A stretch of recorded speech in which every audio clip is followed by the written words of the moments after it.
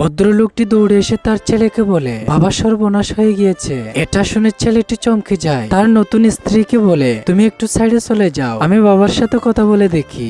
এরপর ছেলেটির বাবা তার পাশে বসে। এদিকে ছেলেটি বলে, বাবা কি হয়েছে আমাকে খুলে বলো। বাবা, আমাদের কোম্পানির সব পুরো আগুনে শেষ হয়ে গেছে, এখন আমরা পথের ভিখারি হয়ে গেছি। এই বললে ছেলেটি চিন্তিত হয়ে যায়। এদিকে তার পাশে থাকা নতুন স্ত্রী আর তার শাশুড়ি তা শুনে অবাক হয়ে যায়। তার স্ত্রী বলে, তাহলে তো তোমরা ফকির হয়ে গিয়েছো। এই বলে মেয়েটি আর তার মা দৌড়ে রুমের মধ্যে প্রবেশ করে আর লাইকিস ভরে সব জিনিস গুছিয়ে নিয়ে তাদের সামনে আসে। এদিকে তার শাশুড়ি বলে, তোমাদের মতো ভিখারিকে আমার মেয়ে দিব না, আমি তাকে নিয়ে চলে যাচ্ছি। এই বলে সব গুছিয়ে নিয়ে চলে যেতে ছেলেটি তাকে আটকাতে চাইলে তার বাবা বলে, বাবা ওরা চলে যাচ্ছে, চলে যাক না, তুই ওদেরকে বাধা দিস না। এরপর বন্ধুরা কি হয় সেটি দেখার আগে তুমি যদি আল্লাহর নামকে ভালোবেসে থাকো, ভিডিওতে লাইক দিয়ে চ্যানেলটি সাবস্ক্রাইব করো। এই বললে ছেলেটি থেমে যায়। একটু পর ভদ্রলোকটির অ্যাসিস্ট্যান্ট